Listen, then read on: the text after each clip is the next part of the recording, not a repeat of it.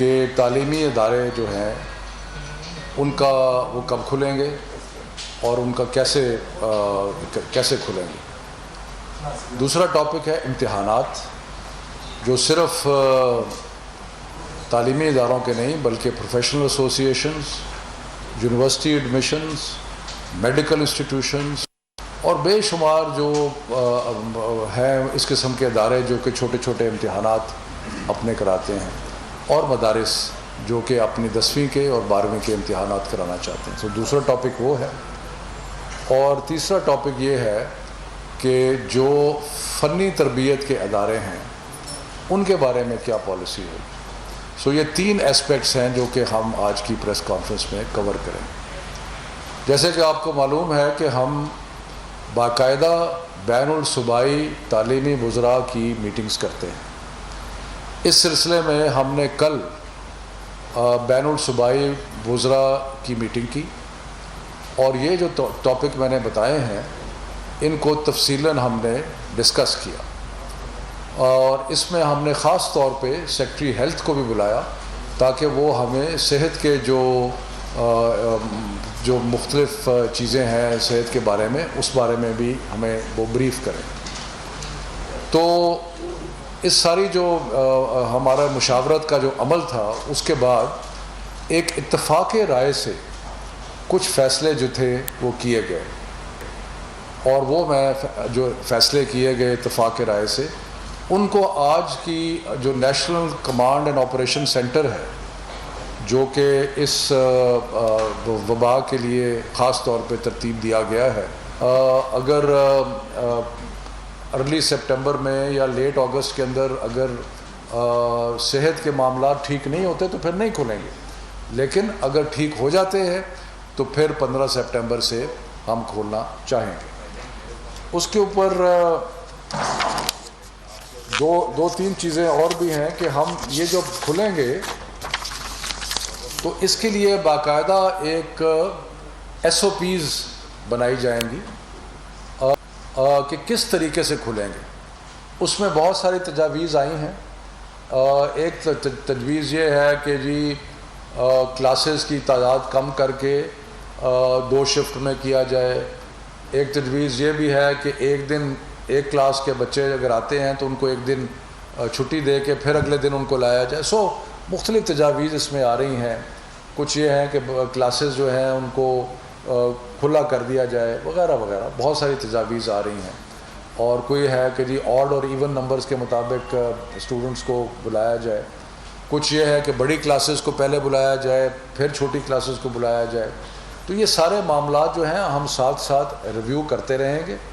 لیکن کلیئرلی ہم چاہتے ہیں کہ اگر صحت کے انڈیکیٹرز بہتر ہیں تو ہم 15 سپٹمبر کو کھولنا چاہیں گے۔ اس سے پہلے جیسے کہ آپ کو معلوم ہے جولائی 31 کو عید ہے، 14 اگست بھی بیچ میں آ رہی ہے، پھر اگست کے آخری ہفتے 10 دن میں محرم بھی ہے، پھر یوم عاشور جو ہے میرا خیال ہے شاید 29 اگست کو ہے۔ تو یہ سارے چیزیں ہیں۔ ویسے بھی بہت سارے تعلیمی ادارے جو ہیں وہ سپٹمبر میں کھلتے ہیں۔ تو یہ جو SOPs ہیں، ہم نے صوبوں سے ریکویسٹ کی ہے کہ آپ اپنے جو SOPs ہیں وہ ہمیں لکھ کے بھیج دیں، اور اس سے ہم کوئی وفاقی سطح پر جو طریقہ کار ہیں کہ کس طریقے سے کھلیں گے وہ ہم ساتھ ساتھ ایلیبریٹ کر دیں گے۔ اس کے علاوہ اسی سے منسلک جو چند فیصلے ہوئے ہیں وہ میں عرض کرنا چاہتا ہوں۔ ایک فیصلہ یہ ہوا ہے کہ کیونکہ ہم کھولنا چاہ رہے ہیں اب 15 سپٹمبر تک، تو اس لیے مختلف تعلیمی اداروں کو اجازت دی جائے کہ وہ اپنے جو انتظامی دفاتر ہیں ان کو بھی کھول سکیں اس سے پہلے، اور اس سے پہلے ان کے اپنے ٹائم ٹیبل کے مطابق جب وہ مناسب سمجھتے ہیں وہ اساتذہ کو بھی بلائیں اور SOPs کی پریکٹس بھی کریں، اور جو بھی مختلف، کیونکہ اتنی دیر سے تعلیمی ادارے بند ہیں، ان کو کھولنے کے لیے کوئی فزیکل کام کرنے کی بھی ضرورت ہوگی، صفائی کرنے کی ضرورت ہوگی، کلاسز کو تیار کرنا پڑے گا، اس میں SOPs کی پریکٹس کرانی پڑے گی۔ اور تو یہ سارے جو کام ہیں وہ کھلنے سے پہلے جو 2 ماہ ہیں اس میں اپنے اپنے ٹائم ٹیبل کے مطابق جو یونیورسٹیز ہیں، جو تعلیمی ادارے سارے ہیں، وہ ان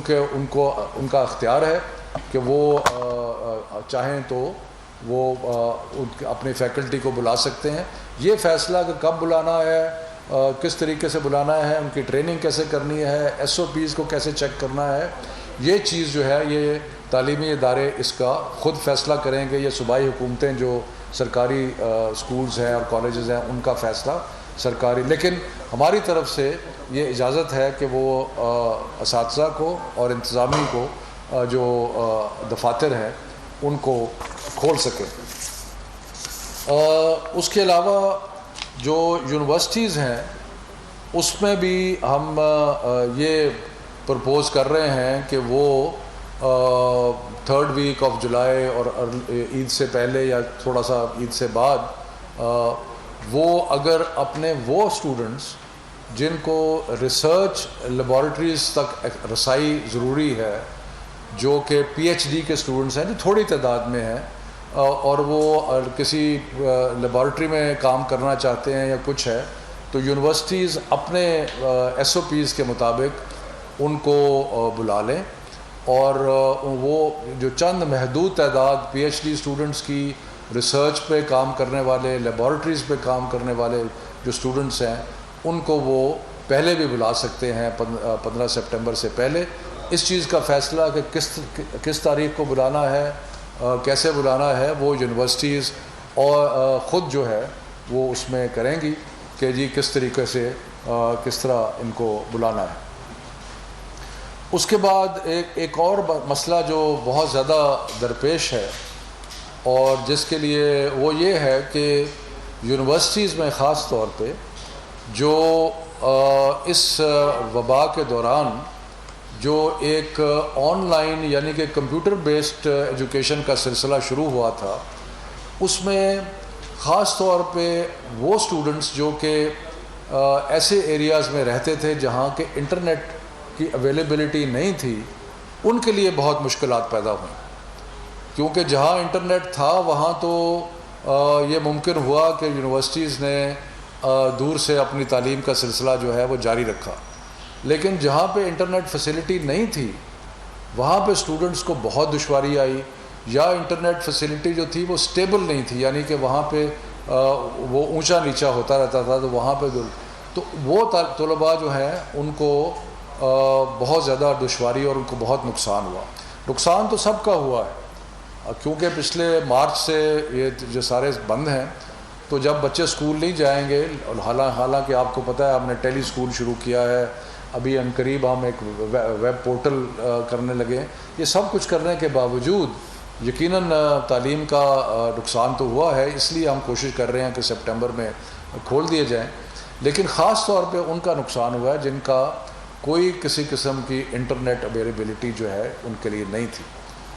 تو اس لیے ہم نے یونیورسٹیز کو اس چیز کی اجازت دی ہے کہ وہ عید کے بعد یعنی کہ اگست کے شروع میں ان علاقوں کے طلباء کو اگر وہ چاہیں تو اپنے ہاسٹلز میں، ہاسٹلز کے اگر 30% سے زیادہ آکیپنسی ہاسٹلز کی نہیں ہوگی، یعنی کہ اگر ایک ہاسٹل میں 100 بچوں کی گنجائش ہے تو صرف 30 کو وہاں پہ بلایا جائے گا، اور باقاعدہ SOPs بنائے جائیں گے، اور SOPs بنا کے اس پہ عمل درآمد کرا کے ان بچوں کے لیے یہ ہے جن کو انٹرنیٹ کی فیسلٹی اویلیبل نہیں ہے، جن کی تعلیم کا بہت نقصان ہو رہا ہے، اور اس کے بارے میں ہمیں بہت تحریک کی گئی یونیورسٹیز کی طرف سے، سب کی طرف سے، کہ ان بچوں کو ہاسٹلز میں آنے کی اجازت دی جائے، لیکن ابھی ہم نہیں دے رہے، لیکن عید کے بعد ہم یونیورسٹیز کو یہ اختیار دیتے ہیں کہ وہ ان بچوں کو بلا کے ہاسٹل میں 30% کی حد تک پر جو ہاسٹل ہے وہ بلا کے ان کو رکھ سکتے ہیں۔ ایک چیز میں خاص طور پہ جس کا ذکر کرنا چاہتا ہوں کہ یہ بچے جو آئیں گے ہاسٹلوں میں، یا جو اساتذہ پہلے تیاری کرنے کے لیے آئیں گے، یا جو بچے لیب کے لیے یا کسی کام کے لیے آئیں، ان سب کا آنے سے پہلے ان کا پریلیمنری میڈیکل ایگزامینیشن ہوگا, ٹیمپریچر چیک ہوگا, باقی چیزیں, ٹو انشور کہ کوئی ایسا بچہ جو جس کو خدا نخواستہ کوئی بخار ہے یا کچھ ہے تو وہ ان کا وہ پہلے چیک ہو سکے. سو ہیلتھ چیک جو ہے وہ مینڈیٹری ہوگا یونیورسٹیز میں اور اسکولوں میں اور جہاں بھی کوئی. یہ انسیڈنٹلی جو سہولت ہم نے یونیورسٹیز کو اور ہائر ایجوکیشن انسٹیٹیوشنز کو دی ہے جہاں تک فیکلٹی اور اس کا تعلق ہے, یہ سہولت ان کے لیے بھی ہے, اسکولوں کے لیے بھی ہے کہ اگر وہ اپنے اساتذہ کو اور انتظامی دفاتر کو پہلے بلانا چاہتے ہیں, عید کے بعد بلائیں, تو اس کے بعد وہ بلا کے اور ان کو ایک تو ایس او پیز کے بارے میں پوری طرح ٹریننگ ہونی چاہیے, اور دوسرا جو پورا پروگرام اتنی دیر سے جو منقطع ہوا ہے اس کے بارے میں, تو وہ بھی اجازت جو ہے وہ ہوگی. تو